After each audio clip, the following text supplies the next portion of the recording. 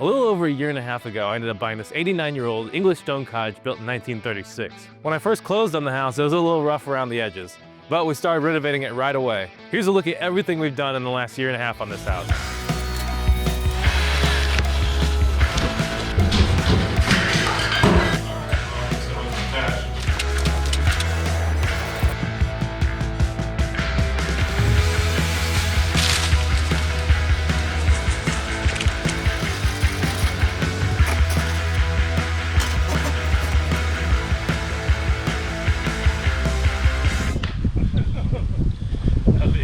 Outro for the video.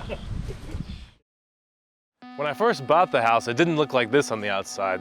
It looked something like this. I know some of you like the look of ivy on houses, but I recommend not letting it grow on yours. They get into every nook and cranny, ruin the storm windows, chip at your foundation, let water in, and help termites and bugs travel up your house. They're just incredibly invasive. But with Dad on the ladder and me on the ground, we made quick work of it. But it was dirty work. The dried up old vines basically turned into dust and got everywhere. In the backyard, there was a mat of them I was able to roll up like a burrito, which made it pretty easy to get rid of. The vines are growing up the fence line, through the yard, and have choked and killed several of the trees, all of which will need to come down at some point. One of the biggest challenges is just getting rid of it all. We've hauled off 2 huge trailer loads so far, and I always have more ready to go. I found some cinder blocks in the backyard and figured they'd work well for a retaining wall up here in the front. We were able to get the yard to a manageable place for now, fought back enough to mow, but we needed to move on to arguably more pressing issues.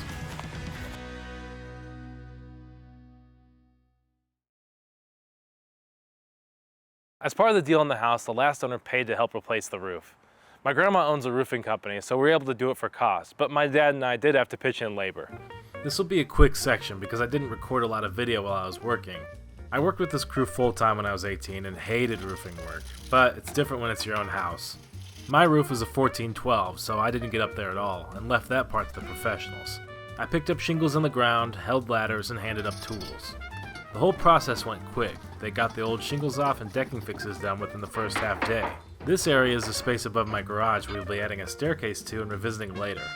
It's about 120 extra square feet we can add to the house, and the garage is too small for a modern car anyway. They put the new felt on and started laying down the shingles. The new roof was on in about 3 days. We made a decision to pull off the old entryway cover and cleaned up the front yard a bit. Slowly but surely, the exterior and yard around it are coming together, but here's the big reveal. Before and after. Not completely done, but an improvement, I think.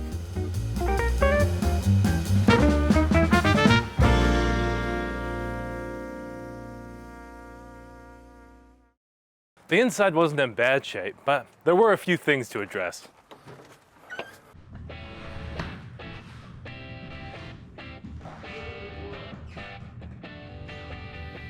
It's hard to tell in the video, but the wallpaper in the living and dining room was peeling off.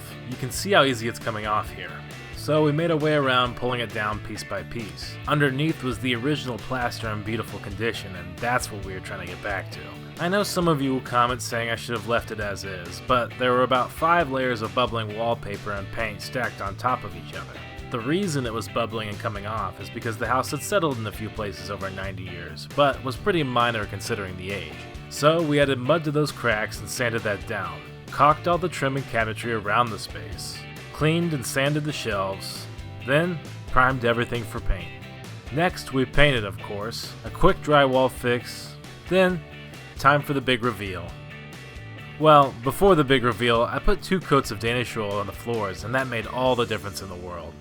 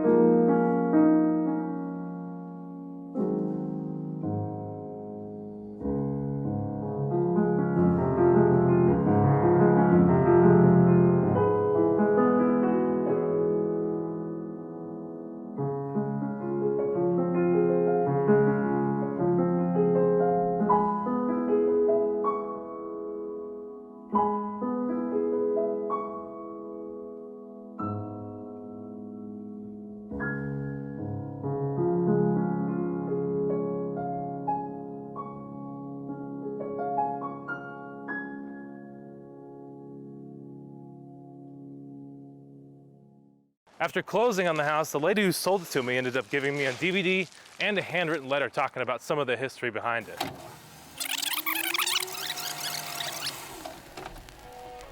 Hi, Marge. I made this DVD thinking you might enjoy it. It contains a home movie from about 1945 when Dad was overseas fighting in the Pacific. My mother with 3 kids and my Aunt Betty and her son lived there with us. Also included is the video from last month when you graciously allowed Jess and I to come through your home. Thank you for that. It brought back a lot of nice memories. You have a really nice home. Sincerely yours, John. P.S. Let's stay in touch. Enjoy the holidays.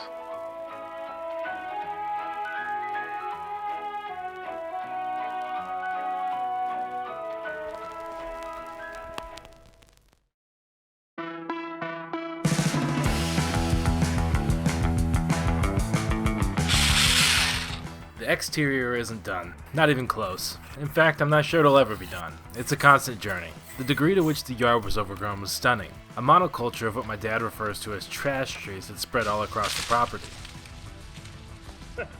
So I went through, cut the small ones down, and cleaned up what I could.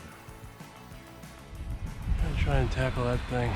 This was a little sketchy. A tree above this trash tree had lost a limb in a big storm and landed in this tree's canopy. But this little handheld electric chainsaw cut through it. I continued to try and clear this fence line and have again accumulated quite the brush pile. This area was a patch of trees my neighbor and I agreed had become a problem. They were breaking down the fence and growing too close to my neighbor's house. So we stayed patient and took the group of trees down limb by limb, being careful not to break anything or damage either of the houses.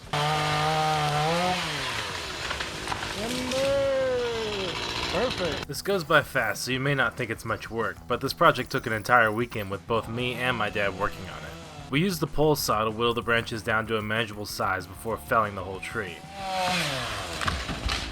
Ooh.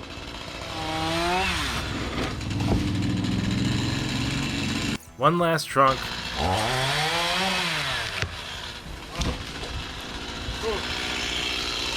And just like that, they were gone. It almost took a nasty turn. Yeah. Kind of glad we timed it. Nice. Alright. Blood no foul. That'll be a good outro for the video.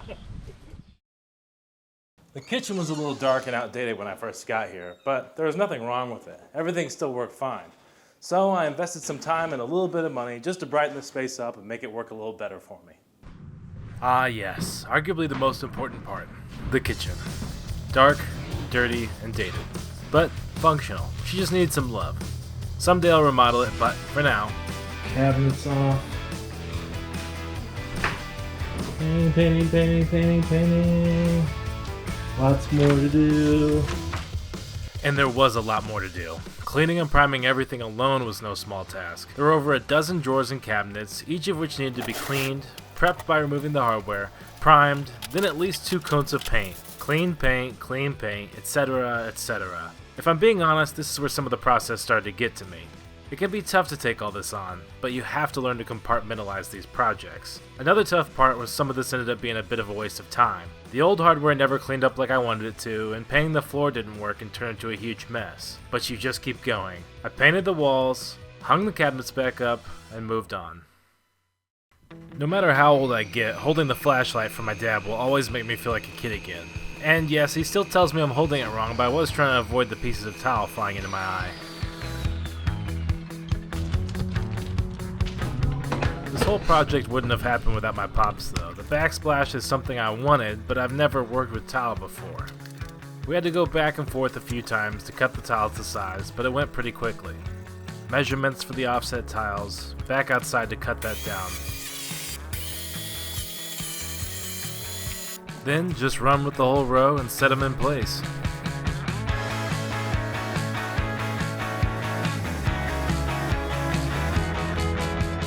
The backsplash was basically done in a day and a half, and Dad made it look easy. I picked up a new linoleum floor at Home Depot. Dad took a few measurements and we got it installed so quick I forgot to film it. This was the cherry on top. The floor really makes the space, and it turned out to be a big improvement.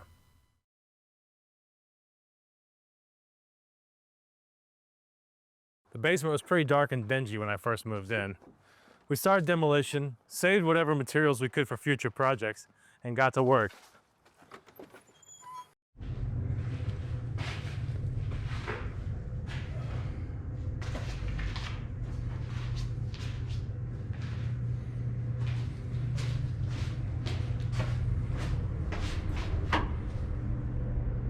The basement was one of the most obvious areas where I could increase the square footage of the house. It already had ductwork, the floors were tiled, and had a half bath, but the framing, wood panels, and trim were installed poorly.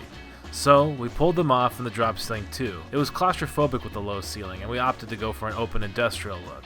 The last owner used this space as a closet for clothes and storage, but we're gonna add a closet elsewhere, so we opened this all up and pulled the walls and framing down here too. A few weeks later, I came in and took off the last of these panels and prepped it for the next steps of the renovation. Alright, this is where I do have to admit I brought in a contractor to finish the work in the basement. I'm all about DIY and I've done plenty of it, but sometimes it's just worth bringing in a professional. Between my contractor, the electrician, my dad, and a few others, we were able to replace the electric, run new plumbing, install a shower, frame the walls, and start putting up drywall in a matter of a few weeks. I used moisture-resistant drywall because it is still a basement. Next, tape, mud, sanding, and installed 2 new windows. Then we primed the walls and ceiling, which really brightened up the space. My dad, the tile master, got all the bathroom floor down for me, and this turned out to be one of my favorite parts of the whole renovation. We primed the fireplace and decided to paint it a bold color to give some dimension to the space. A few finishing touches on the lights and you can see how far we've come from the starting point. No more 4-foot tall toilet, we converted the half bath to a full bath and cleaned and modernized the space. I'm incredibly happy with how everything turned out. It's way more functional and comfortable. We brightened up the space tremendously and added about 500 square feet of living space to the house. Last but not least was the stairs to the basement. We rented a sander and my dad was able to sand them down to the original wood. He stained them one by one and did 2 coats of polyurethane. The stairs are your first impression on the rest of the space down here, so it's a nice detail to finish. This basement was a complete transformation and the biggest job we've done to this house to date. Got the cedar, way out in the middle of nowhere in Missouri. A little sketch. Definitely can't get in a wreck. The first year in the house, I was so preoccupied with fixing up the house itself, I didn't do much gardening or plant anything at all. I've never had a garden before, but I do love the idea of growing my own food. I bought this cedar from a local guy who mills it, and my dad and I put together these robust and beautiful raised garden beds. The color of the cedar made me want to put it as the siding on my house, but that's another project for another day. I added gravel for drainage, sticks and logs, then filled with organic soil. These worked great for my marigolds, herbs like basil and thyme, and lettuces. I then took it a step further and planted tomatoes, jalapenos, herbs, and various other crops in these grow bags on the south-facing part of my property that gets the most sun. Everything went pretty well. I have lots of ideas for next year, and I know what I'll focus on.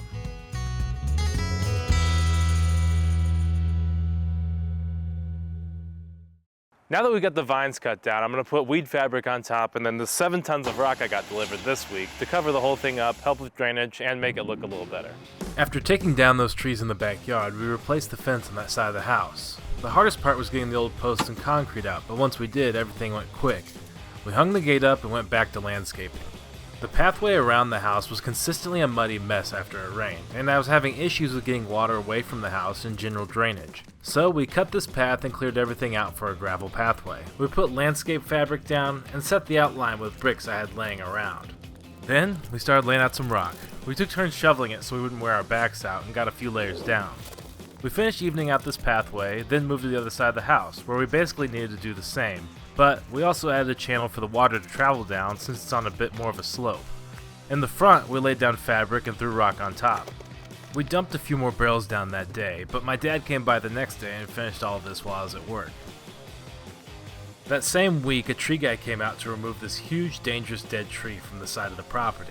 It took them all day, but thankfully that's no longer a threat of falling on one of our houses.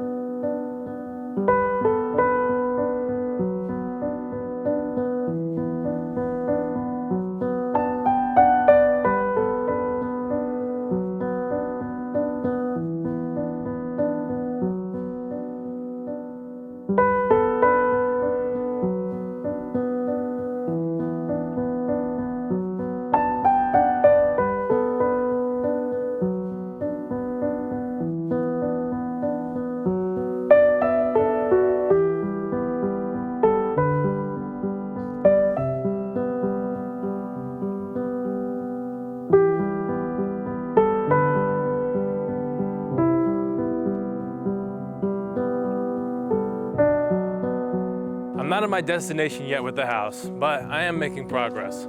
Follow along, see how it goes.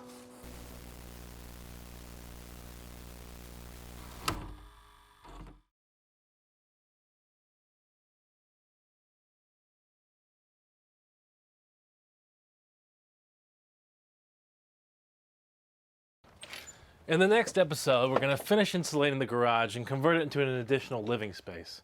Then we're going to tie up some of the loose ends on the landscaping out front and do some exterior painting. Make sure you subscribe and follow along.